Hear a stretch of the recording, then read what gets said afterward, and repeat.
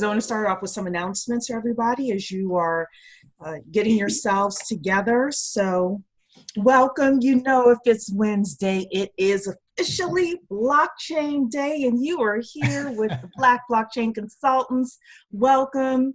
If you want to be a part of our organization, we'd be more than happy to welcome you. We focus on 4 things within BBC. Number 1 is learning about the blockchain industry, which is a $3.1 trillion industry, even though I think it's going to be more than that.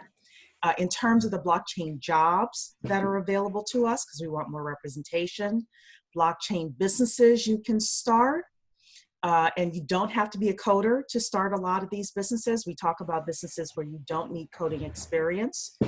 Number 3 is investments, whether you want to put your time into a blockchain project or your money, just being able to know if you're getting involved in a good project based on what's happening in the industry. And number 4 is generational wealth. How can we turn the opportunity that we're going to get with blockchain, because we're still early on in the process, we're early majority, we're like super early majority.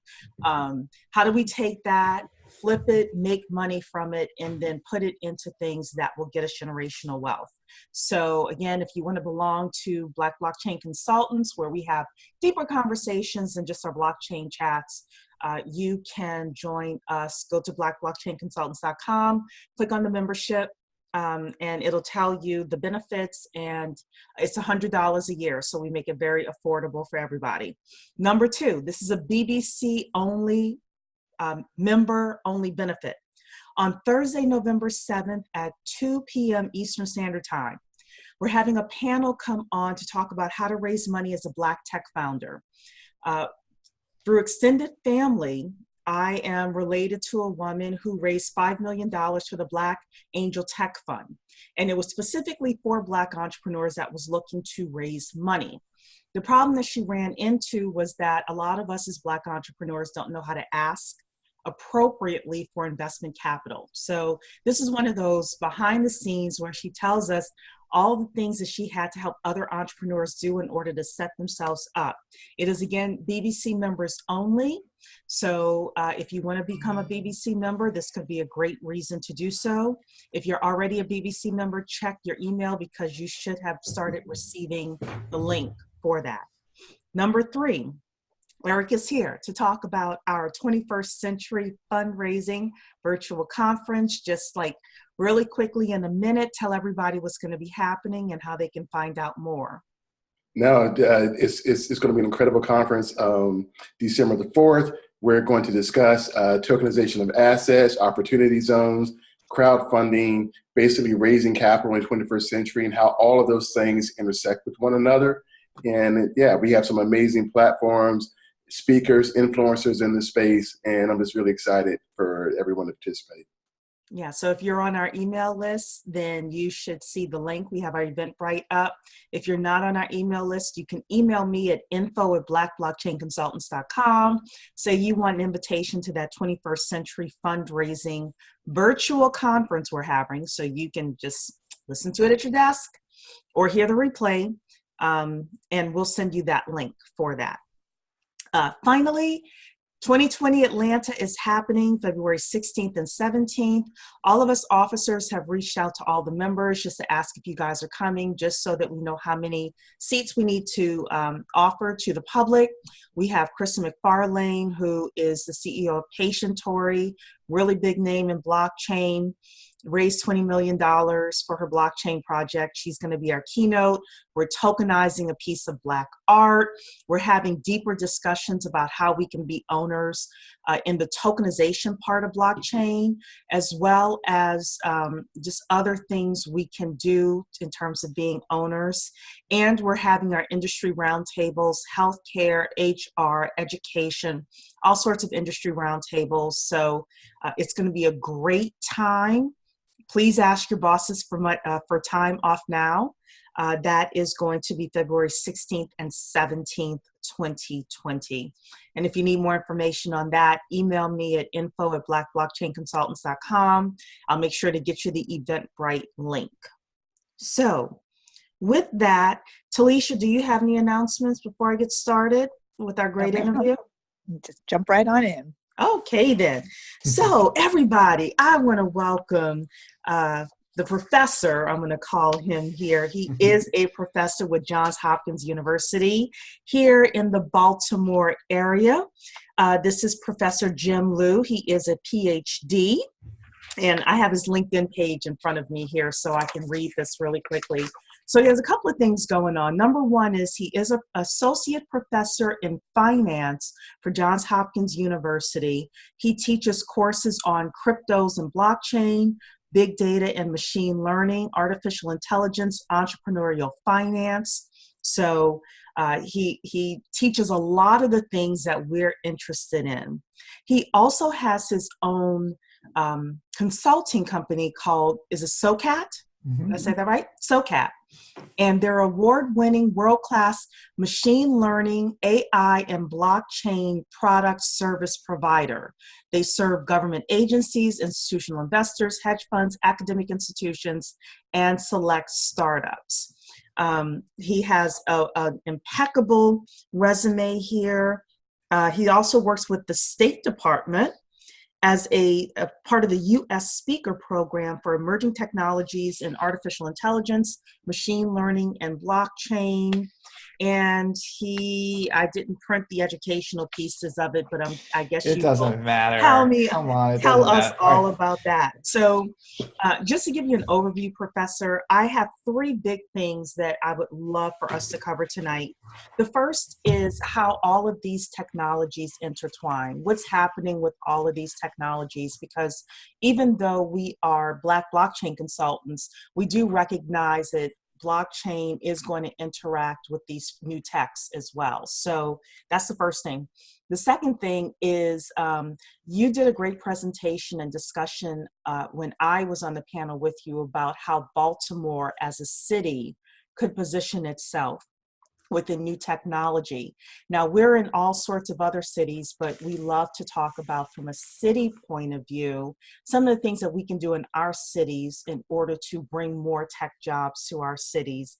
And then the third thing is with regards to your consulting company, just learning a little bit more about how you get your consulting projects. You got a position with the State Department and things like that. How do you get those types of opportunities? And I can layer all those questions in. I also have Talisha and Eric here who will probably layer in questions as well. But those are like the three big overview things that I wanted us to discuss tonight. So Sure. let's just start off a little bit more with your background and a lot about the new tech that's coming up. Sure. So, thanks, Sherry, for that introduction. That's very nice. It's an honor to be here with everybody. And I think this is how, community is built. And then if you can build on top of your community, then you can really build some businesses. And just to get to know what people are looking for, I think that's very important. I mean, I try to do that at Johns Hopkins with our alums and so forth, right? So what you guys are doing, I applaud you.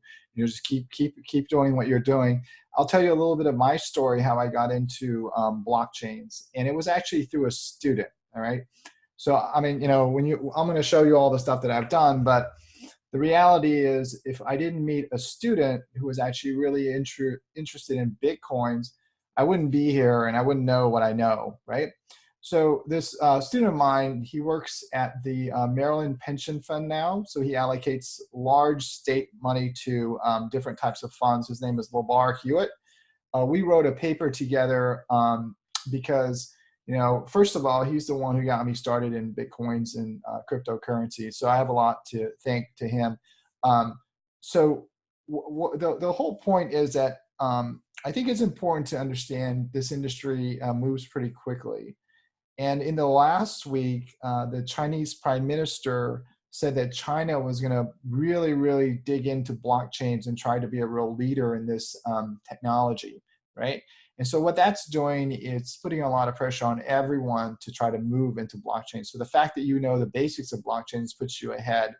I do think that you're right. There's going to be a lot of value unleashed in this industry, and we're literally at the ground floor. So we don't know who's going to be able to extract this value, but there will be a lot of value that's going to come out of this.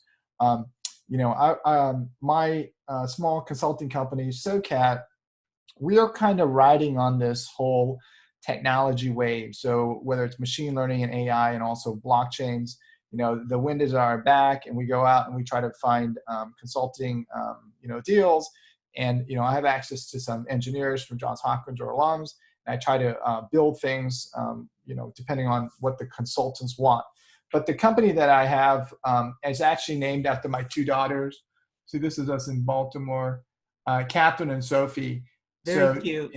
Sophie for So, and then Cat for Catherine. And I made a little mug for them. You see? So, Cat, love it. You like the logo? I love the logo. That is too precious for words. I noticed that you should always name your company not after yourself, because whenever I do that, it's a total disaster, right? And so when I name it after my daughters, finally I can have a little bit of success.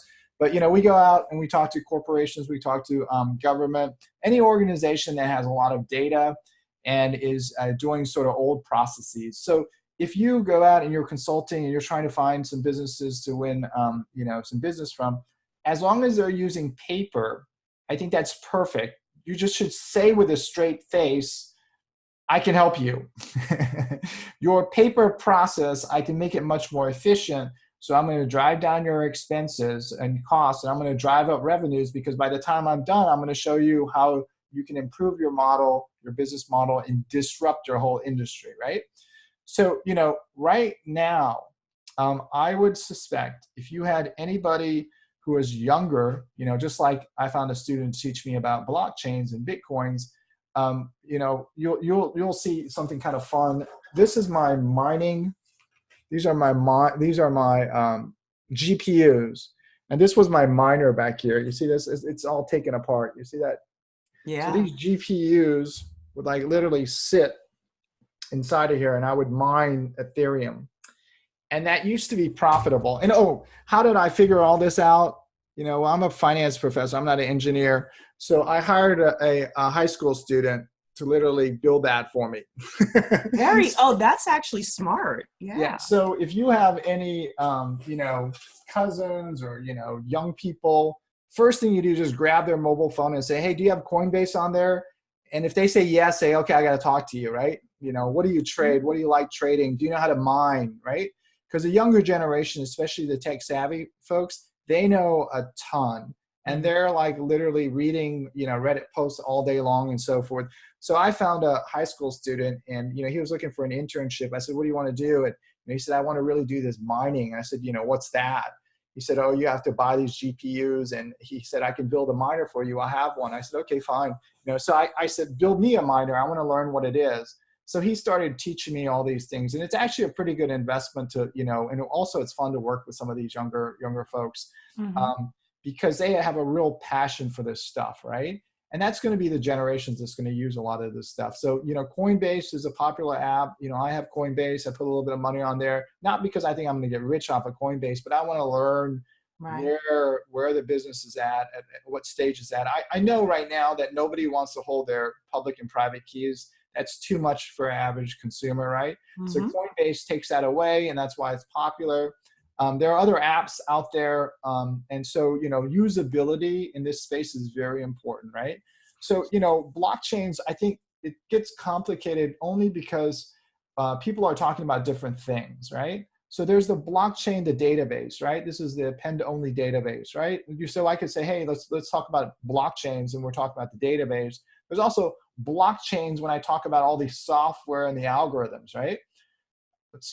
Blockchains uses a lot of algorithms that have been around for a long time, right? I mean, their public and private key and encryption has been around forever, okay? It's just military grade, invented by the NSA, but encryptions and generating a public-private key, that's been around for a long time, right? So when somebody's talking about blockchains and the algorithms, they may be talking about the encryption and, securing a transaction, right? Another person who may be talking about blockchains, they may be talking about this whole network, this network that never goes down because it's literally held together by the internet. And so that's the power of the blockchains, that no matter what happens, even if you shut all the power off in the United States of America, the world is connected by the internet. The nodes are basically computers that sit in Europe and also in Asia. Those won't go down. So if we have a blackout on the United States of America, and then once the electricity gets back on, Then this network comes back on. The nodes will get updated with the blockchain or the Bitcoin blockchain, for example, and then it will continue to run. And that's the same thing that could happen in Asia. You know, when North Korea got zapped and then they came back online, that whole system, that network of nodes did not fall. It did, you know, that was the resilience of it, right? So some people talk about this network. That's the blockchain that they're talking about. So you have to understand, like when someone's talking about blockchains, what are you talking about? Are you talking about the database? Are you talking about the algorithms or the wallets, right? The encryption? Are you talking about, you know, hashing the previous hash? That's called a linked list. You know, you take the information in the previous block, you hash that information, you put it in the next block. And that's really important because that's how you link things over in time. And that's how I can look at the last hash and see if we have the same sort of linked list. And one other thing to remember in this linked list or these blocks, the transactions are not sitting inside those blocks. The transactions are actually off the chain, right? There's a summary, there's like a fingerprint of all those transactions in a block, okay? So the block is very light. So you have these blocks, they're all linked together by hashing. You have this network that won't really fail unless you think the internet's gonna fail. I mean, in class, what I say, okay, if a meteor comes by the Earth and it knocks out the power for the whole world, then the internet dies and the blockchain's gone. But all we need is one computer that's safe, that has a full, you know, Bitcoin blockchains, and once it fires up, it's gonna, you know, distribute that copy everywhere, right? So that's the only really case that this thing is gonna sort of completely fold. So you have to really appreciate how connected we are with the internet. And you really have to appreciate that anywhere you can send an email to anywhere around the world, and anywhere you can do voice over IP, right? That's where you can send value. And that's the beauty of it, right? And so now you have this highway, right? And you can send these things all over the world. And right now, theoretically, we can do it at no fees, at no cost. And there'll be a little bit to mine the transactions for Bitcoins, but you know, I could send Eric some blockchain, I could send him some cryptocurrencies, whether he's, you know, in Virginia or New York City or Europe or, you know, Asia, and, you know, there'll be no fees. And this is very scary for a lot of financial institutions that make a tremendous amount of money on transactions, also from, you know, cross-border payments. So that's what's at threat. And these banks know that, and everybody who has big corporations, they understand that, and they don't want their business to completely get destroyed, right? So what's so fascinating about this is that, you know, you could take this blockchain technology and, you know, just you know, it takes time to digest, but, you know, keep watching videos, keep learning about this stuff. But literally you could go to almost any industry, any company, right, that has some sort of understanding of how the internet works or is using the internet. And if nobody else is doing what you're going to do, you could literally disrupt that whole industry. You could change it. It could be medical records. It could be healthcare. It could be finance. It could be like anything. So that's why it's so powerful, right? So, you know, for those that haven't, you know, are trying to think about whether they should do something, you absolutely should do something. Just join up any one of your friends. Try to do some kind of startup in blockchains. You know, pound your head together. It's very frustrating. No one has figured it out yet. You know, we know Coinbase works. We know Binance, which is exchange, works, right? Other people are trying to figure this thing out. We know that it's nice to put like a mango onto the blockchain in order to see where that mango went through the life of the mango provenance. That works, right? Supply chain. That's right. That's exactly right. And then people are trying to put drugs, meaning that, you know, where is this drug? Is it a counterfeit drug? And then, you know, who's taking this drug at the end of the day? Yeah. So from cradle to grave, pretty much anything, as long as you're scanning it in and taking a record, you know, that's why it's so powerful. One thing that people always say, there was a professor at NYU, he said that blockchain is no better than Excel and an email, right? Excel spreadsheet and email, right? And so in a sense, he's right, but he's also very wrong, okay? So if I was creating an Excel spreadsheet and I wanted to put in records in there, and then I sent it over to my friend, right? And then he or she opens it up and then puts another record and sends it back to me. I mean, basically, we're sharing data using the internet through an email, and basically we're going back and forth. So I know who had it last, right? And so there we probably won't make that much of a mistake, right? so whoever has this spreadsheet last will say, okay, I got the spreadsheet, I have the database, I'm going to send it to you, and we're going to have the same data, right? So I send it to my friend. Now we both have a copy. It's the same copy, unless he changes or I change it, right? So when there's only two people, Excel and email is okay. That's fine. That's fine. But imagine if you got all your members of the, blockchain consultants. Now you try to do that with, 100 people. So now you send an email with a spreadsheet attached, and someone adds a little bit of data, sends it to somebody else. Oh, they forgot to send it to me. Now it's a disaster. Mm-hmm. So this is where a blockchain saves us, because what happens right now, there's an error in this spreadsheet, right? How are we going to reconcile that error? This is really important. This is what blockchain is doing. This is why everyone's scared about it. How do we reconcile data errors right now when we have email and Excel? What we do is we pick up our telephone and we call each other and we say, hey, did you see that spreadsheet I sent to you, right? On line 65, I put 24, but I think I should have put 42. So could you fix it on your side? Because I'm going to fix it on my side, right? And then I send that email out. Remember, we have 100 people into this community. Now everyone's like, "What? Who changed the data? Who changed that?" Right? And then we have to call everybody else. Hey, that line, that was 42. I'm sorry, right?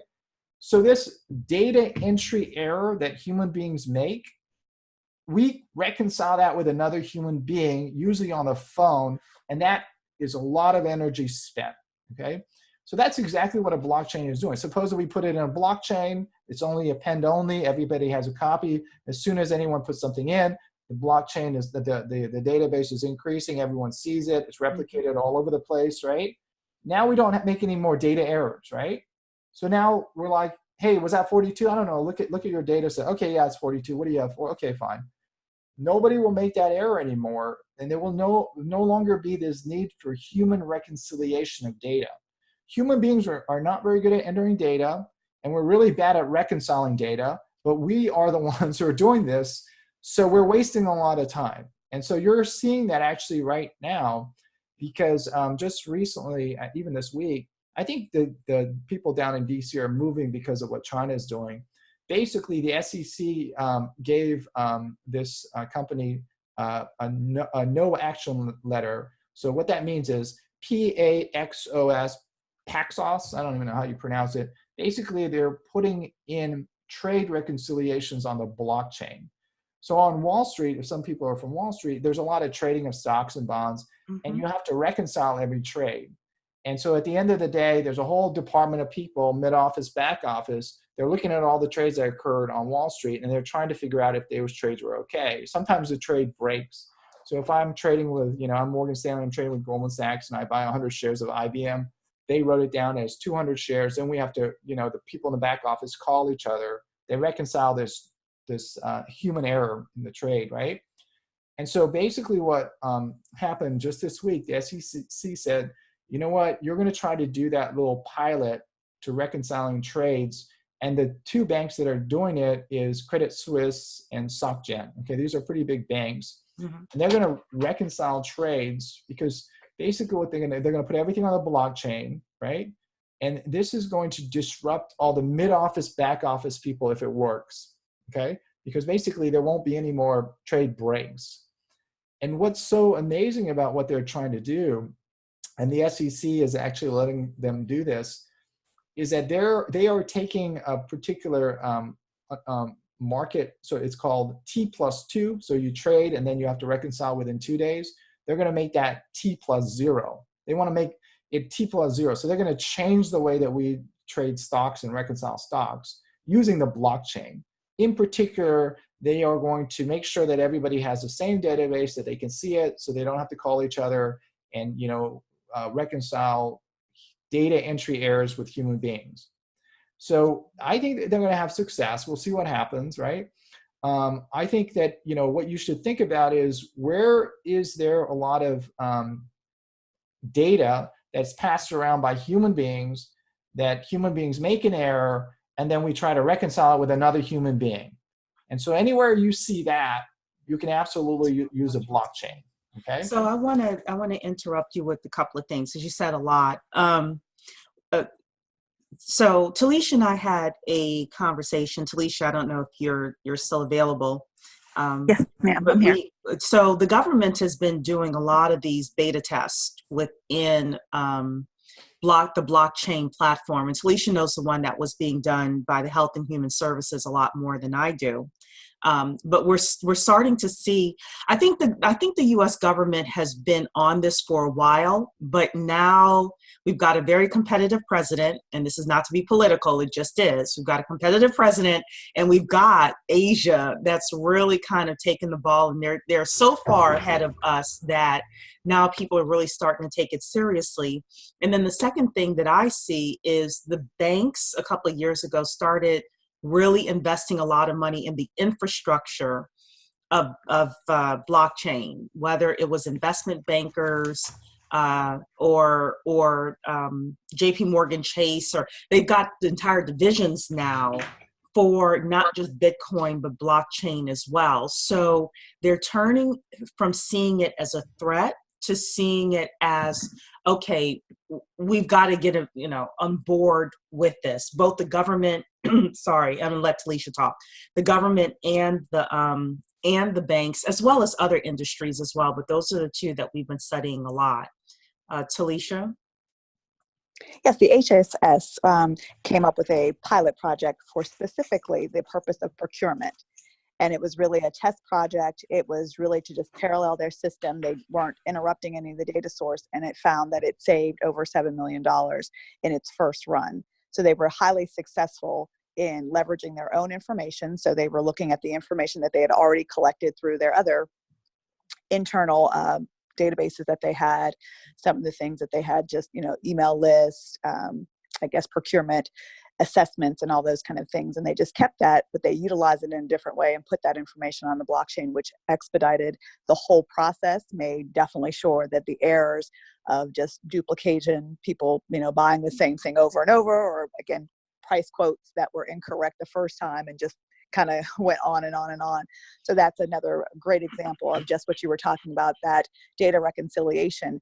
They knew what they had, and they didn't have to interact with any other human being to make those modifications. They had one price list, one of these, every list they had. And when they combined that in the blockchain space, they made a much more effective and proactive way to make that procurement. And now that it's actually gone into production as of earlier last year. That's great. Talisha, are you in DC? Yes, I am. I'm in Virginia. Do you work for HHS? No, I don't. Okay. So that's the HHS Accelerate program, right? Yes. It is. Okay. So I know Jose Arrieta. Yes, he's amazing. He's amazing. Okay. So he and I taught the first blockchains course at Johns Hopkins. And the reason why I was like, hey, Jose, you got to teach this course, because he's actually putting it in production. Mm-hmm. Now, there was a study funded by Booz Allen Hamilton. Okay, they were assessing all the blockchain deployments in the federal government. And so there was only two that was actually in production. One was Jose's Accelerate, and the other one was in HHS also, but it was to use the blockchains to store federal grants. And that's what our company did. So we actually edged them out, but they're the ones who get all the press because of Jose. But granted, they also have like the ATO, authority to operate, right? Yes. So, but when you look at that Booz study, everything else is prototype. I mean, I don't know. It's like, it was like, it wasn't in production. So, okay. So anybody out there, if you're going to do something in blockchains, do it in production. Okay. Don't try to run a prototype. If you're talking to a customer, say, hey, look, I'm going to go straight into production because we're going to be able to do this, right? Prototypes are great, but I mean, it's ready sort of to be able to do it in production. People are going to be like, well, what are you going to use? Ethereum? Hyperledger is safe. You're not going to go wrong with Hyperledger. If you open up an AWS account, you can actually deploy blockchains there. It takes a little bit of understanding how to work in the cloud, but you can either do Hyperledger or Ethereum.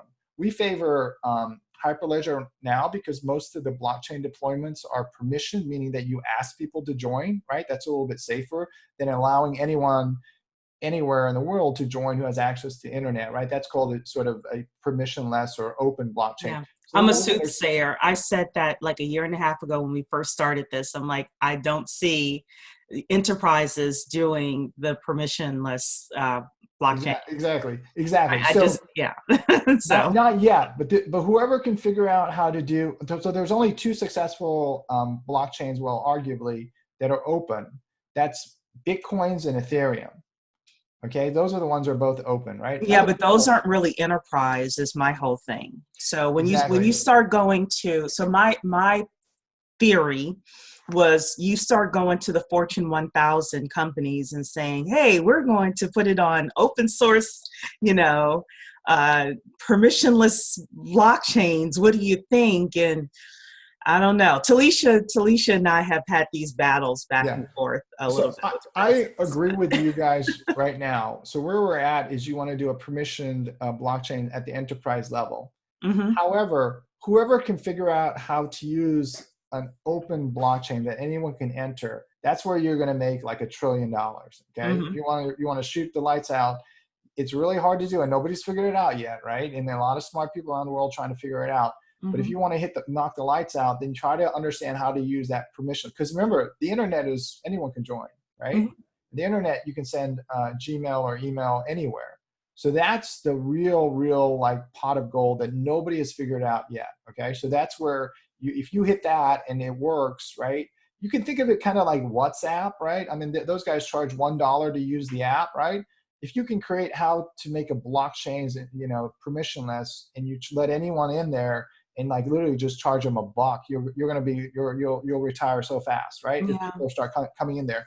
So, but I agree with you. Where we are right now, it is an enterprise blockchain that's permissioned, right? Mm-hmm. Consortiums are very, very interesting, and the way to explain how a consortium works is you just talk about like casinos. So casinos are fierce competitors, right? There's no reason why owners of casinos should be sitting in the same room. However, they face the same sort of risk, which is somebody counting cards, right? Some Mm-hmm. person from Caltech or MIT who's like wired differently can count cards. So if they set up a blockchain consortium and they say, look, on this blockchain, it's permission, we're just going to put us casino guys in here or whatever, the owners or maybe a security, we are going to share pictures of people that we think are counting cards. So automatically everybody can see it, and then you share too, right? So now it's so interesting. The blockchain is bringing together these fierce competitors and sort of discussing what are the same risks and how can we be better off by sharing certain pieces of information. Clearly not everything, right? Just certain pieces of information. The same risk, if an organization shares the same risk exposure, like someone coming in there counting the cards, then they're willing to share that, right? Because they're all better off if somebody comes in there and sits, they capture all these bad actors in the system, right? Mm-hmm. So that's an example. So what's so fascinating was prior to blockchains, these organizations, these fierce competitors, they wouldn't sit in the same room, right?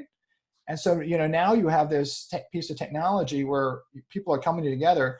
One of the things down in DC, especially in the federal government, is that you have all these organizations, and I'll just throw this out there. This is an explosive idea. It'd probably be very interesting how to do it. And number one is, how do you work across agencies?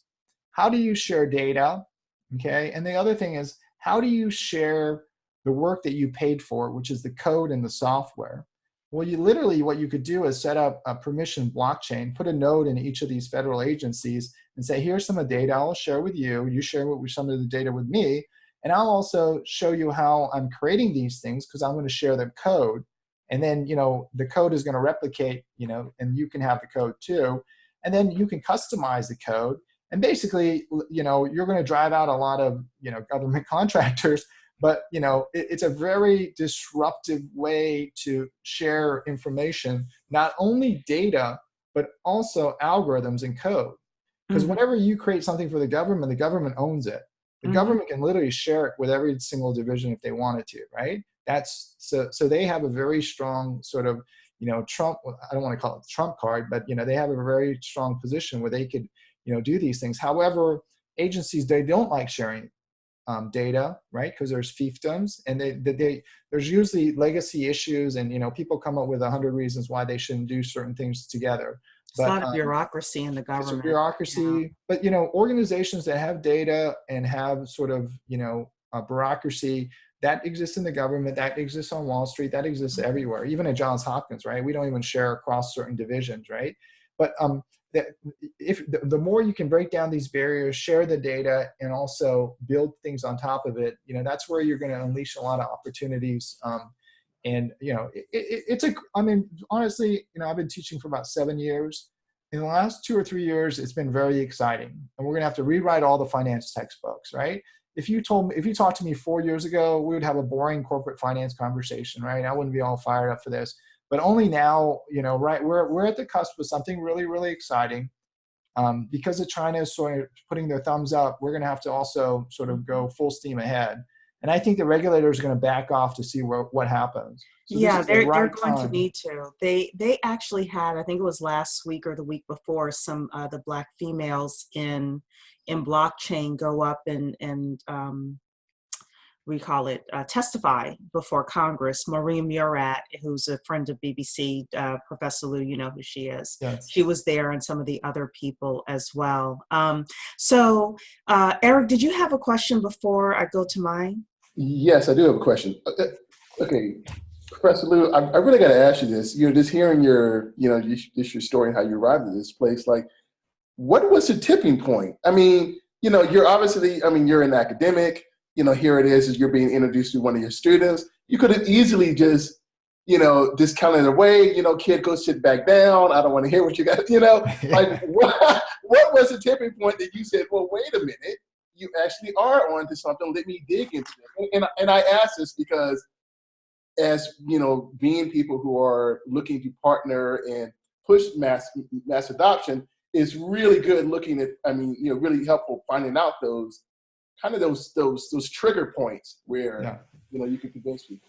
So I'll be honest. I'm like 50 years old. I'm kind of old fashioned. So when LeVar came up to me, I gave him exactly what Jamie Dimon said. That's like that's nonsense, right? But I used the more harsher term. But actually, LeVar was actually pretty nice. He's a real smart. He's like, no, Professor Liew, I know what they say on Wall Street, but you should really look into this, right? So he was very gentle with me, right? And I was like, all right, LeVar, I'll give it a shot. And then I just started reading like the white papers and watching like, a lot of YouTube stuff. And I was trying to understand, what really was the genesis of this thing, right? And it was 2008 in the financial crisis. And I don't know, maybe some of you experienced that, but, I experienced that firsthand as a finance guy on Wall Street, losing my job and almost losing my house. And, my wife's like, you have a PhD in finance, you can't find a job. I'm like, honey, Wall Street just blew up. There's nothing left, right?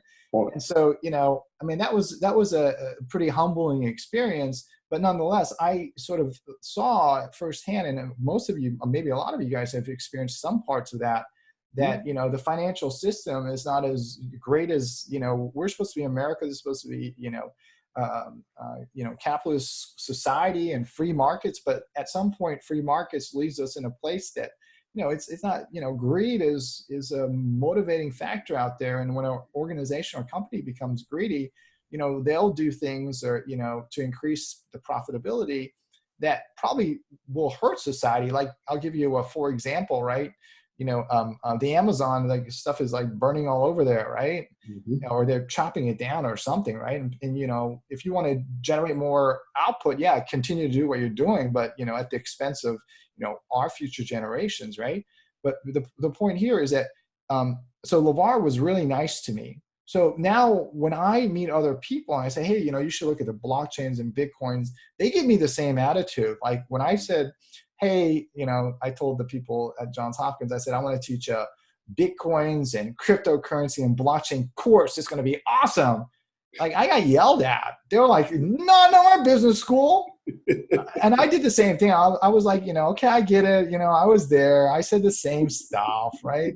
I said, how do we work this in? I think it's going to be very interesting. Should we call it FinTech? But, because I was there yelling and screaming and LeVar was nice to me, I knew the emotions that it would sort of get. I think we're past that. I think we're at the stage where most Fortune 500 companies are doing some kind of pilot with blockchains, right? So we're past that. I think we're at the stage where, the hype has died down. People realize there's something really there. And now everyone's looking around, they're saying, okay, who's going to use it to do something? Because I'm going to watch them, and I'm going to follow them, and I'm going to copy them, right? We're all like that. But it's not just here, it's all over the world. So everyone's like, looking at the conferences, who's done what, how are they using it, right? Because everybody they know how explosive this is. And if you find the solution in America, just go over to Asia or China and just do it. Or if you see it in China, then just go over here in the US, right? So we're all like watching each other, trying to figure out who's going to do it, right? Yeah, I think that's fascinating too. And I think for all of us, it's just a matter of us keeping our eyes open and ears open, whether it's on Twitter or like you're saying, going to the conferences but I also think that this community is small enough that once somebody really figures it out and does something huge, it'll spread like wildfire. Exactly. I think if somebody in the Black, a blockchain's consulting group figures it out, they will need to hire so many people. They're like, oh, guys, okay, we have a job, let's go. Yeah. It's going to be like that. It's not going to be like, oh, let me interview one of you or two or you three. It's going to be that explosive. Onboarding. Yeah. Right? So or somebody else may find it and say, but hey, we want, more diversity. We want more people involved in this. And, one of the things that we have is the ability to reach out within our community to, to people who wouldn't normally be a part of the process, but are part of tech, for example. So they're already part of cyber or machine learning or some other parts of tech. So speaking of machine learning, yes, I wanted to talk to you a little bit about AI, machine learning, big data, and how all of that is going to integrate with blockchain. Yeah. So I think Jose has a great way to think about it. He pretty much says like blockchain is an enabling layer. Okay. And so what blockchain does is it takes data out of silos, like agency silos, right? Maybe there's like, why would Johns Hopkins ever share data with Harvard or Penn, right? So basically we have these data silos. And so you take the data out of these universities and you put it on a blockchain layer.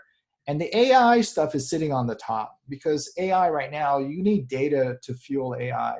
AI is basically at this point, it says, I can find the pattern in a bunch of data and I can come up with, as long as you give it a very narrow task, right? Like play Go, or is this picture, is this cancer, yes or no? Or is this transaction fraudulent, a credit card transaction fraudulent, yes or no? It has to be a very narrow task.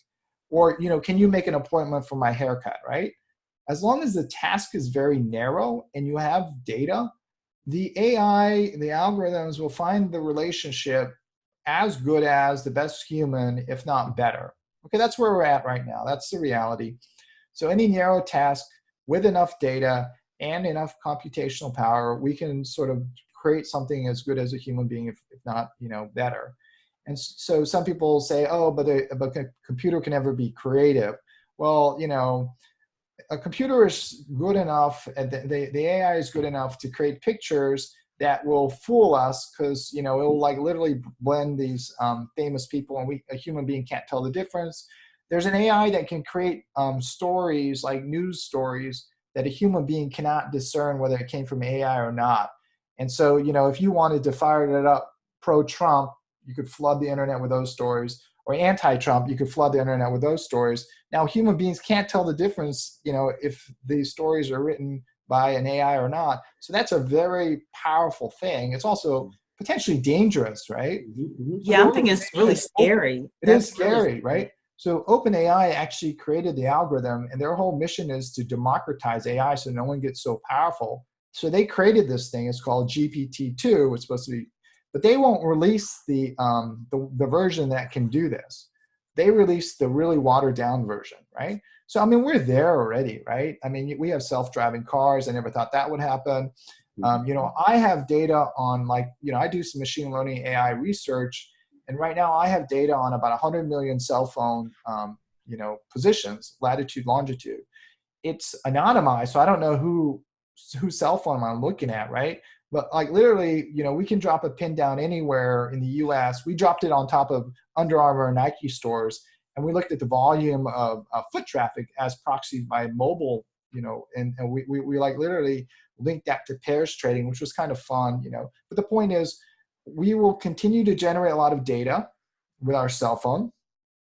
And we're only going to get even more data out of our cell phone. I check where my daughters are all the time with Life 360, right? Just to make sure that they're okay, right? I text, I chat, I have my Fitbit on. We're just going to get more involved, and this data is going to continue to build. And we're going to, I think if you had access to, like for example, how many people have ever done like 23andMe? Right? That's that blood testing. I refuse to do it. I'm scared because you're smart, right? Yeah. Now, if you had 23andMe DNA data and you had someone's electronic healthcare records historically, right? Mm-hmm. And you had how the person's behaving with their cell phones. Are they getting out, getting exercise? Are they not? Are they always going to particular stores or bars, or working out all the time, right? Are they moving? Are they getting their steps in? You probably could come up with a pretty good prediction on the health of that individual person, Mm-hmm. right? Without even interviewing them. Just look at the data that's left over, all over the place, right? Mm-hmm. So I think the AI and the machine learning could process that and come up with some really interesting predictive models to help us, live better lives, right? And say, hey, you need to get up. You need to, Professor Liew, you've been sitting in that chair for 4 hours. You've been doing that for 3 weeks in a row because you're trying to write a paper. This is going to increase the probability you're going to have a heart attack because you're also eating junk food, right? Mm-hmm. And so that's probably going to be helpful for some of us. And the other thing that I think is right now in regards to the mobile phone and fintech, how many people can see their bank account on their mobile phone? Mm-hmm. And how many people can pay off their credit cards, right? Most people. Yeah. How many people can see their electronic healthcare records on their mobile phone? Not yet. Not yet. It's still paper, right? Right. So that paper process is going to get completely disrupted. So that thing is going to, eventually you're going to be able to, on your phone, your medical records are not going to sit on the phone. It's going to be off, and nowhere on the blockchain will your medical records be there. It'll only be sort of a fingerprint or a hash of your medical records. They're always going to be somewhere off. But I imagine that we're going to get pretty close to a day where you can be able to look at your medical records on your phone, right?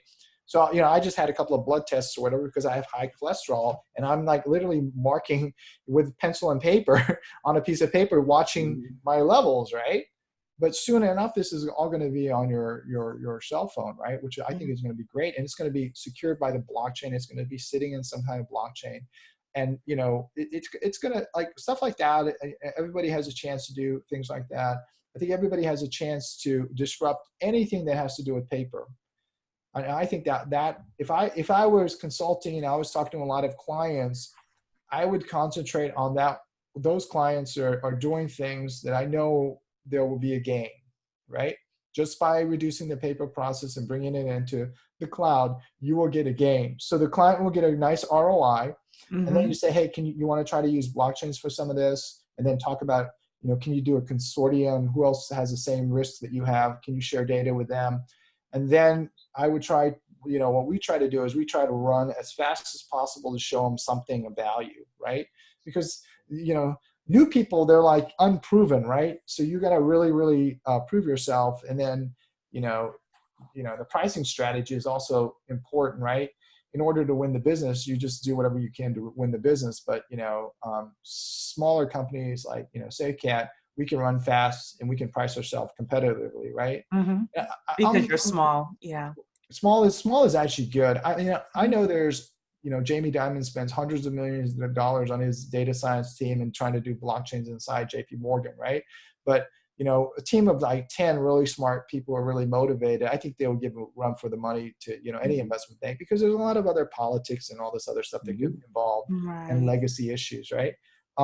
And you can never doubt the emotions that run high at that level, right? Meaning that somebody may have said, oh, we got to do, I don't know, Ethereum, and their whole career is based on Ethereum, right? And another person's fighting them and they're saying, no, Hyperledger, right? And there's another person fighting with, I don't know what else, EOS or something, right?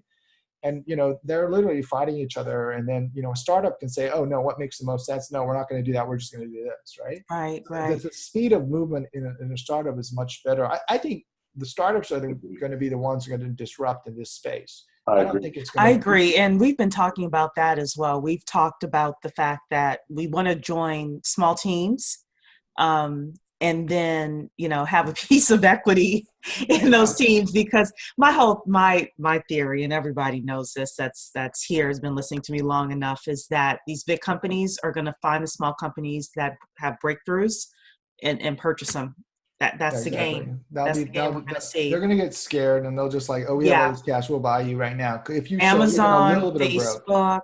Facebook, the investment banks, the big banks that are out there, they're not going to create anything. They're going to buy something. The only people I see really creating stuff is IBM. Yeah. And they'll probably end up buying a lot of stuff too. So, I think what, absolutely go to all those blockchain, pitch contests just to see what people are doing. Mm-hmm. And, always try to get someone, a little bit too young to be on the team. Like, okay. Hey, what are you doing here? Because those kids, they know what's going on, right? They know things more, if it wasn't for Lavar, I wouldn't be teaching blockchains and cryptos, right? I would be the typical finance professor that's just regurgitating what he learned 15 years ago or even more, right? And so, the kids know, and they know when something's hot, and they use it, right, on their mobile phone much faster than anybody else. So you can ask them, if you say, hey, is there anything better than Coinbase? And they're like, yeah, this one and this one and this one. Then you're like, hey, let's go talk to these founders, right? Right. Because they're on to something. Right. So, I think. And then you can offer to be a consultant for them. If they're growing, you say, hey, do you need an advisor? Can I help you raise funds, right? Can I open up, contacts? And they need that, because at the end of the day, they don't have those deeper, longer relationships. And a lot of them don't know what to do when they start growing and scaling their business, right? Mm-hmm. So, I think it's a nice way to, stay involved. But also, they'll definitely need, younger companies need people who've sort of been around the block and they have contacts into these spaces, mm-hmm. right? And also they know how to sort of structure the basics, right? Yes. And so. And they're recognizing that too, because there was a point when young people didn't think they needed, I call them people with salt and pepper hair. But now they're really starting to recognize that as well. So Camille is saying here, there are a few apps in healthcare, I guess she's saying, where you can see select data. My chart is one of them. So it's really cool, Camille. There's a few. There's actually, this is where you have Apple Health. There's a large amount of EHR data that's available. And again, we talk about patientory all the time. And that's a very viable, where you can select to show what information you want and share it with the healthcare providers that you wish. And again, they get bits and pieces of the record and not the full record. Right. I think that's a huge opportunity. So there are a ton of opportunities, and we just say pick something based on the industry that or based on a use case that you really care about. Learn everything about it, and then just get out there and start offering your services. So Talisha, did you have another question for Professor Liew? We're going to wrap things up in the next 5 minutes. I think that the point that you made with regard to the collaboration aspect and also the small starting, I think this is where we're going to see the explosion happening. And again, not so much within the United States, but other countries, because they are not restricted as much. So that also aids if you're kind of uninhibited. We always think of the third world countries or countries without those kind of limitations that we have, which we know the SEC is a wonderful organization, but they do grapple and they hold things back. So I think we'll see that. And I wanted to know, like, if you had a prediction, where do you see the most, I would say, the most lofty things coming at this point, since we know that China is really leading the push right now? Yeah, no, I agree with you 100% on that one. I think that this is going to leapfrog outside of, sort of the G7 and jump into maybe like the Philippines or somewhere in an emerging market where, the regulators don't care. They just want jobs in their countries, right? And so they're going to be very open and allow people to play around. It could be Thailand or Singapore. Singapore's already pretty advanced in this space. But, like the Philippines or a third world country where people know how to program, they have access to the internet, and the regulators are going to let them sort of play around. Maybe Indonesia, I don't know. It's going to be somewhere, and it could also be in Europe somewhere, and even in Africa. There's tons of opportunities there, and I think, like, for example, I heard a story today about Brazil. There's a bank that is based on the cell phone, and they're just exploding. Everyone's just getting their banking services through their cell phone. And basically they don't even have, I don't think they have, actual physical banks yet, or not that many, right? And they're just getting customers hands over fist. And they're not even using the blockchain. They're just using mobile technology and, banking services, right? But here's an example of this fintech company that's coming using technology, and it's growing like gangbusters, right? And so I agree with you. Remember the whole digital and analog, in the US we had all these analog towers, and the telcos were trying to, generate as much profit out of those things, and all of Asia went digital, and the US had to tear down the towers and put up digital towers. I think it's going to be like that, but I think right now the pendulum has swung away from the regulators, because now there's so much pressure to keep up with China on the blockchain side. So if you were consulting with startups trying to raise capital, I would go full force, try to get some capital, in the door, whether it's, a security token offering or whatever it may be. I think regulators are going to hang back because, nobody wants to lose out on this technology race. And literally it's a huge race, right? Right. They're actually also starting to put money into it now. So there is the SBIR grant, Small Business Innovation and Research Grants, and they're starting to fund blockchain projects as well. So Eric, I want to give you a chance to ask the professor any final questions you have. Hey, I don't really have a final question as much as I am. I'm just kind of impressed, Professor Liew, the fact that you just like we said earlier, that you listen to your student. I know hopefully you can convert some of your other finance professors to do the same thing if they are still being reticent to, listening to blockchain and believing that it's going to have a transformative effect, especially on finance. They say it all the time, professors learn more from their students, right? It's true. So right now I'm teaching a cryptos and blockchains course. And, part of the course is pick an industry that you like, and then figure out who are the leaders in blockchain technology and who are the laggards, right? Mm-hmm. Then after that, the next class will be dig down into the blockchain strategy and really understand what they're trying to do with it, right?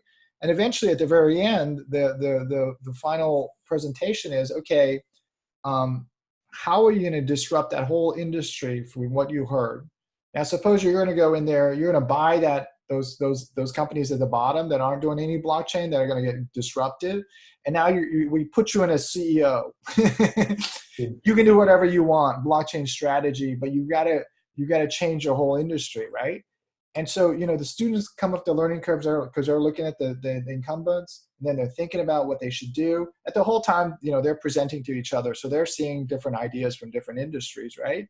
And then, for me as an academic, it's really interesting. Students kind of live up to where you set their expectations, right? Sure. And so if I'm teaching a class and I say, you guys are all idiots and you'll never do anything like this, right? Everyone's going to literally perform here, right? But if I'm like, you're going to rock the world and you're going to change the world and change industries, everyone's bringing their game way up here. And so at the end, I say, okay, look, you're going to have to come up with an ROI story, return on investments. Mm-hmm. And it can't be 10% or 30%. I want it 300% or more. So they're like, no way, that's impossible. We can't do 300%. It's impossible, Professor Liew, right? But then over the course of the time, right, they're like, hey, maybe this is possible to completely disrupt the industry. But that's where we're at. That's why it's so exciting, right? I agree. And the only thing that's holding people back is just their creativity. And what is really going to be interesting, I use this term seared. Have you guys ever shopped at Sears? I don't know. Oh, Sears? Yeah, we know Sears. Sears, right? Mm-hmm. Yes. So what happened to Sears? I mean, Amazon came in and it was this internet company selling books, right? Mm-hmm. Sears at the time was this big, company with a lot of cash. Mm-hmm. They could have dominated on the internet space, right? Mm-hmm. But they weren't paying attention. Right. And a lot of them weren't paying attention. Absolutely. So the ones who are not paying attention, when another company starts to take their market share away, those CEOs are going to get fired. Mm-hmm. And they're going to look for people who know something about blockchains. Right. And someone who's out there talking about, blockchains. And so there's going to be a nice opportunity for, maybe some of for you guys to go in the company and rerun it along the way. That's an interesting perspective. I had never even thought about it like that. But There are companies when the internet first started where people would say, go in, buy the company and just get them online, or go in and they're online already, but get them into social media. So you're absolutely, I didn't even think about that as an option. Go into these companies that are laggard, that are paper heavy, and get them into the blockchain and into, so that the blockchain, it's, securing the data as well as being able to what do you call it? Have it, in multiple places so that you don't have ransomware and all of that. So Exactly. that's a great.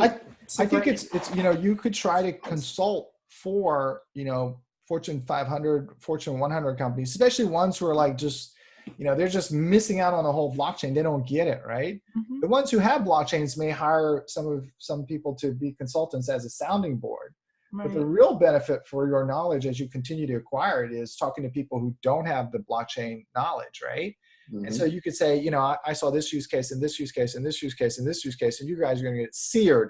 You have to use that term seared. That means completely, because everybody knows Sears just lost it, right? They shouldn't have. They shouldn't have, no. They shouldn't have. There is American institutions that are gone, Exactly, right? But the other thing to think about is the biggest companies in the S&P 500 are like Google and Facebook and Amazon, right? These companies have so much AI IP. They can literally go into any industry now, right? With their AI and their understanding of data and making these predictive things. So whatever company that, maybe you try to run or you try to grow, think about how do you sort of pack it full of AI or blockchains or emerging technology or best practices, right? But not just in the US anymore. It's got to be best practices in the world, right? Mm-hmm. And so if you create an organization, or even if you're consulting for an organization or a company, try to sort of, sell best practices on every single dimension. We need to know what is cutting edge in blockchain. We need to know what is cutting edge in AI. We need to understand what is cutting edge in big data. It's a very competitive space, but you can't just be competitive in the US.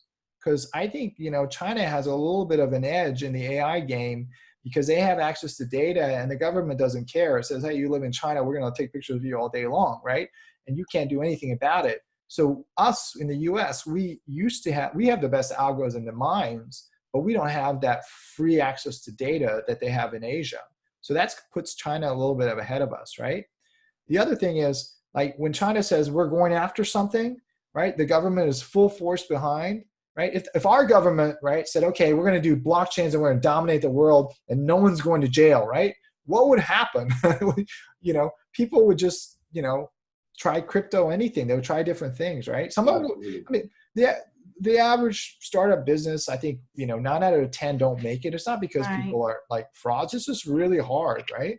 But we need that sort of green light and just say, go, right? We don't want to be left behind. And I think, whatever administration does that, right? I think that's going to be the sign. Because remember on the internet, the commerce, we didn't know if it was, you could buy things off the internet. It was in the gray zone. Mm-hmm. But once they said it's okay, right? Then all of that stuff took off. And we need somebody there, I don't know who, to say it's going to be okay. Go do your thing, because we don't want China to beat us all, right? Yeah. Mm-hmm. So once that happens, I think we're going to have this really nice sort of, energy and excitement. And we're having it now, but still people are sort of playing on the sides. We really need those institutional investors like Labar at the Maryland Pension Fund to start allocating to startups. But yeah. Well, I think guys, please find me on LinkedIn. I want to know your story and what you guys are working on. And if you're ever in Baltimore, come over, to the business school and, come give a talk, tell us what's going on with your lives and what you're doing with blockchains. And yeah, this is great. I mean, let me know if there's anything I can do for you. Jose is a great person. You should get him to talk. Okay. He is just incredible in terms of the way he thinks about the world, but also, the way that he's actually moving government, right, for the better. Mm-hmm. He's really influencing, significant components of, HHS and other agencies. And he's considered one of the thought leaders in blockchains in the federal government. Cool, cool. We want to thank you so much for being with us tonight. Just a reminder to everybody, if you are a BBC member or want to be, that How to Raise Money as a Black Tech Founder, so that you can go and purchase those laggard companies and get them on the blockchain and make super amounts of money. That's happening Thursday, November 7th at 2 p.m. Thursday, November 7th at 2 p.m. If you need the link for the Zoom, email me at info@blackblockchainconsultants.com. And of course, we have our 21st Century Fundraising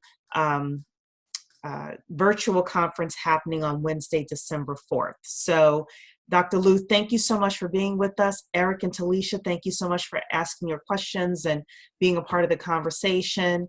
And Ryan Cooper is saying, nice presentation. Thank you so much, Ryan. Thank you for all of you for being here tonight. And we will see you not next week, but the following week. Thank you so much. Have a good evening, everybody. All right. Good night, Bye. everyone. Thank you.